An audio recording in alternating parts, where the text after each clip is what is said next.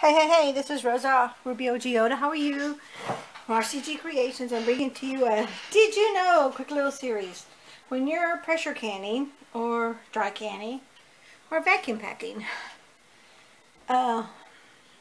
once the jar is sealed, and you can tell it's sealed by picking up the jar by the lid, that means it's sealed, plus also you push down.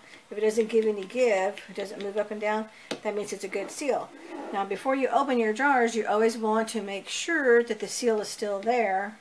Okay, I personally store my jars without the ring unless I'm doing a second level or a third level, and it depends on what I'm doing and what's in the bottom.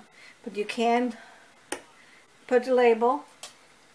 Here's your jar. Here's your ring. Don't put it on tight. Just do it really loose. Okay? And then you can put a piece of cardboard, or you can use your canning jar container that it came with when you purchased your canning jars, if you purchased them from a store, that box, and put another box on top. It's been told, and I've done a lot of research, that you can stack up to 3 levels on top of the other jars, but what you're doing is the rings are sitting on the glass lip, not on the lid itself, so you're not really compromising the lid itself, unless of course you keep on adding too much pressure, too much weight, not pressure.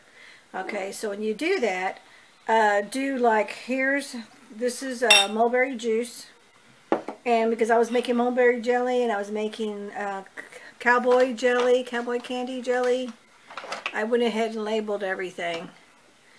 I labeled my jars just so I know this is why it's so liquidy, because this is juice. I wanted to make sure it's like, oh no, my jelly didn't set, but it did. This is just the juice. Okay, this is mulberry juice, and you can see there's some of the seeds, and there's some of the fruit that, of course, it just floats to the top. And then when you pour this, pour it through a strainer, and then put it in your container, and add your water and whatever sweetener, if you want a sweetener, in there. And then you made your juice. This should make a whole gallon of juice.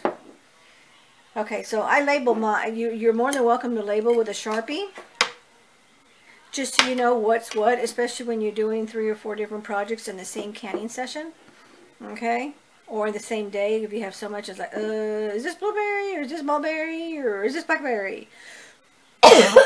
Sometimes you can tell by the seeds of what they are, but sometimes you can't, so that's just me. That's a little tidbit for me. Okay, so I've got those labeled. And then you can stack, and then what I like to do, because I do dehydrate and I vacuum pack a lot of my canned products, like my saltines, candy, some cookies, as long as they're not too sugar based and there's not too many oils in it. I'll dehydrate and vacuum pack, not dehydrate, but I'll vacuum pack cookies and stuff like that. Okay, and that's only because I just want to keep the any bugs. Thank goodness we don't have any bugs, because we do exterminate. But thank goodness on that. But just in case, you know, things happen, you forget about it, or hey, it's in between paydays, or times you're lean, or you know what, you just don't want to go to the store, but you want something sweet. But you know what, go into your pantry and, you know, open up a jar of cookies or candy or whatever it is that you do have in your pantry.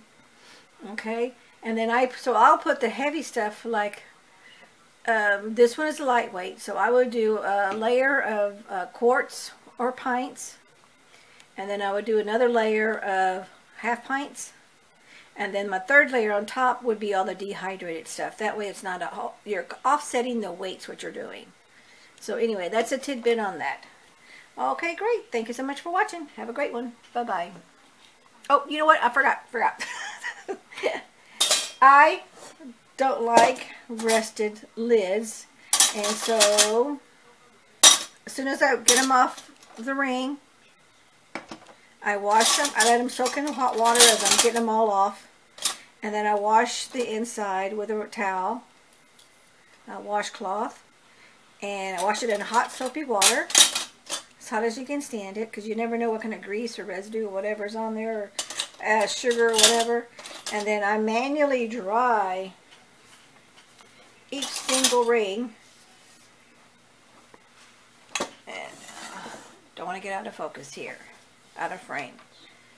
Okay, so then I manually dry each ring, and then off it goes. Now I'm going to show you a yucky one, because again, A lot of my jars and my rings were gifts from other people. And some of them are kind of, here's one.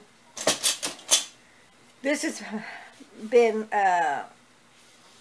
water bath canning, pressure canning, whatever, sitting in water. Some people just let them air dry, wash them and just let them air dry and all that. And some of them just get old, you know, because for all I know, this could be 50 years old and been used 20 million times. I have no way of knowing because this was a gift. But see how old and rusty it's starting to get? Well, to save on cost, you want to clean. And, you know, while I'm processing something, this is what I do, is I'll get my rings and I'll wash and when I'm doing 2 or 3 batches, so I'm not wasting any time or anything. Plus, to me, it's not a waste of time anyway, because what I'm doing is I'm preserving the expense of not having to buy more rings. And then, anyway, when they get old and yucky, don't throw them away. Use them as a craft project. You can always spray paint them, put yarn around them, do something with them. But these make great, and if you don't want them, don't throw them away. Give them to like a church or a women's bazaar. Somebody that does crafts and stuff. Some teachers may even want them so they can do crafts for their kids and stuff, and so they're not total waste. So don't just throw them away. Okay, that's what I do with the wet clean lids. Now, you always, after you've pressure canned, it doesn't matter what it is, even if there's no sediment whatsoever in the canner after you took out your jars, which is what we really want. But some products, they just have seepage. That's just the nature of the beast. That's just the way it is. What you would do is get really, really hot soapy water. You've already taken your ring off. Now you're wiping your jar of any residue that may have leaked out or seeped onto your jar. And this is also a good time, and you want to do this to every single jar. Okay? And you continue and you move on and you go so forth.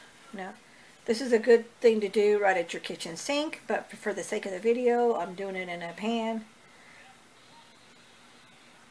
And then there I am. And yes, I'm double stacking these right now. That's only because I want to save space because of the sake of the video, but normally I would not double stack them.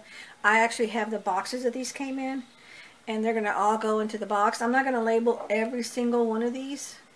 This is mulberry jelly. And see how it's set? It's not moving. See that? It's set. So that's a good seal. It's a good seal, and the jelly's set. But I'm going to turn my camera here. I'm going to show you. That is all that I processed yesterday. All those jars is what I did. And that is mulberry jelly, mulberry juice, and jalapeno jelly. Hubby really loves jalapeno jelly. So anyway, thank you so much for watching. I hope you enjoyed those tips. We'll see you in the next video. Take care now. Bye-bye. Whoops, sorry about that.